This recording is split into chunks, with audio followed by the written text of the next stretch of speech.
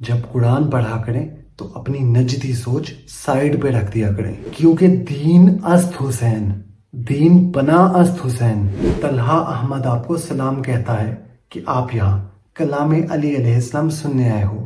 پچھلی نشست میں ہم نے حضرت علی کرم اللہ وجہ سے یہ سیکھا تھا کہ الہام کے خواب کیسے دیکھے جائیں، جس سے انسان اپنے آنے والے وقت کو پہلے سے دیکھ سکتا ہے۔ کیا کوئی ایسا عمل ہے جس سے غیب کے علم کے دروازے کھل جائیں؟ قاری اور ڈاکٹر حضرات کے کان کھڑے ہو گئے ہیں۔ آج کی نشست میں ہم شاہ نجف سے یہی سیکھیں گے، اور پھر آخر میں امام حسین علیہ السلام کے ایک فرمان کو سنیں گے کہ انہیں جنت سے زیادہ کیا پسند ہے۔ ایک ایسا فرمان جو ان کے آخری سجدے کو واضح کرتا ہے۔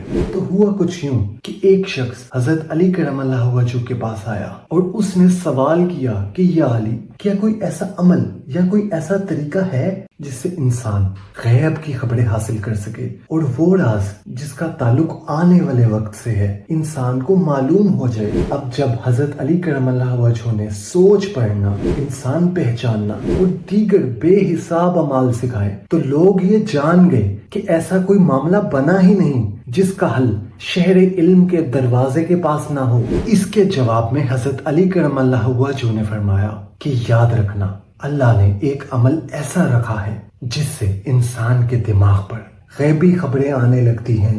پہلے کان کھڑے ہوئے تھے، اب سانس رک گئی ہے۔ آپ لوگ تو قرآن کو بھی نہیں مانتے۔ سورہ جن کی آیت 26 میں ہے، اللہ فرماتا ہے کہ وہ غیب کا جاننے والا ہے۔ وہ کسی عام شخص کو غیب کا علم نہیں دیتا سوائے اپنے پسندیدہ رسولوں کے۔ قرآن کی یہ آیت کیوں نہیں مانتے؟ اور پھر قرب قیامت کی اتنی علامات بتائی ہیں نبی علیہ السلام نے، وہ کیسے مانتے ہیں؟ اچھا، یہاں پہ کہتے ہیں کہ اللہ نے بتائی ہیں انہیں علامات، تو میں نے بھی تو یہی کہا کہ اللہ نے سکھایا انہیں سب کچھ۔ اب کب بتایا، کیسے بتایا، یہ بحث الگ ہے۔ اللہ انہیں بتاتا ہے اور آپ کو نہیں بتاتا، ٹھیک ہے؟ فرق سمجھیں اور حیا کریں۔ اور جب اللہ خود سورہ نساء میں فرماتا ہے کہ اس نے سکھا دیا آپ کو وہ سب کچھ جو آپ نہیں جانتے تھے، وہ سب کچھ، اس میں کتنی وسعت ہے، یہ ہم منافق والی ویڈیو میں بحث کر چکے ہیں، جہاں حضرت علی کرم اللہ وجہ سے 3 مشکل سوال کیے گئے۔ اس کا لنک آئی بٹن اور ڈسکرپشن میں ہے۔ اس میں علم غیب بھی ہے۔ جس علم کی ہم بات کر رہے ہیں وہ فقط قدرت کے اشارے ہیں۔ جب قرآن پڑھا کریں تو اپنی نجدی سوچ سائیڈ پہ رکھ دیا کریں۔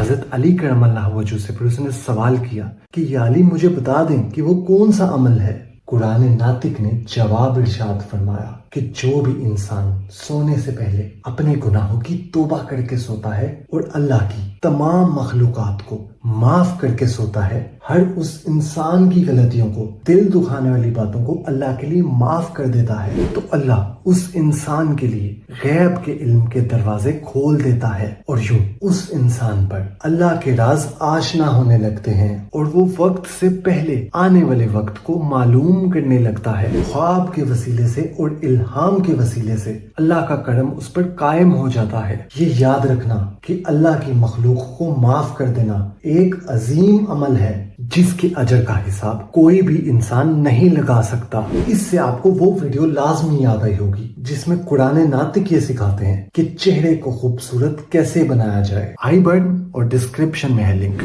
بس اب نبی علیہ السلام کے علم پر بات کرنے سے اپنی زبان بند رکھیں اور خود اس پر عمل کر کے دیکھیں۔ اب بات کریں گے نبی علیہ السلام کے نواسے اور ابن علی علیہ السلام کے فرمان کی، امام حسین علیہ السلام کے ایک خوبصورت فرمان کی۔ آپ ایک موقع پر فرماتے ہیں کہ مجھے جنت سے زیادہ نماز عزیز ہے، کیونکہ جنت میری رضا ہے اور نماز میرے رب کی رضا ہے۔ ہم تو ذرا سی آزمائش پر اللہ سے شکوے شروع کر دیتے ہیں، اور آنکھوں کے سامنے اپنے خاندان پر ظلم کی انتہا دیکھ کر بھی جو اللہ کی حمد کریں اور آخری سجدہ نہ جانے دیں، وہ فقط نبی علیہ السلام کے نواسے اور علی علیہ السلام کے بیٹے حسین ابن علی علیہ السلام ہی ہو سکتے ہیں۔ ترمذی کی حدیث نمبر 3800 ہے کہ حسین مجھ سے ہے اور میں حسین سے ہوں۔ اللہ ان سے محبت کرتا ہے جو حسین سے محبت کرتے ہیں، کیونکہ دین است حسین، دین پناہ است حسین۔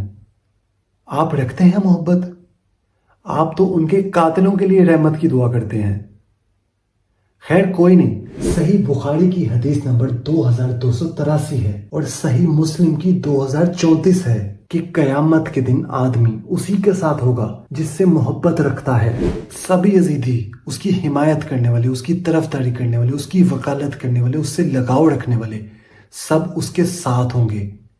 یہ نبی علیہ السلام کی حدیث سے ثابت ہوا ہے. بخاری مسلم کا نام لینے والوں سن لو، جو جس سے محبت کرتا ہے اسی کے ساتھ ہوگا، اور جو جس سے محبت کرتا ہے اسی کی بات کرتا ہے. اچھا، جنت میں جانا چاہتے ہیں یا نہیں؟ خواہش مند ہیں یا نہیں؟ اگر نہیں تو سارے شکوے ختم. لیکن اگر جانا چاہتے ہیں تو ان کی بات کیا کریں جو وہاں کے سردار ہیں. ہم تو ان کے بابا کا تذکرہ کرتے ہیں، انہی کا ذکر کرتے ہیں، انہی کی باتیں سنتے ہیں، جان سے زیادہ محبت کرتے ہیں. تو ہم ان کے غلاموں کے ساتھ ہوں گے. قرآن کے ساتھ حدیث کو بھی نہیں مانتے آپ؟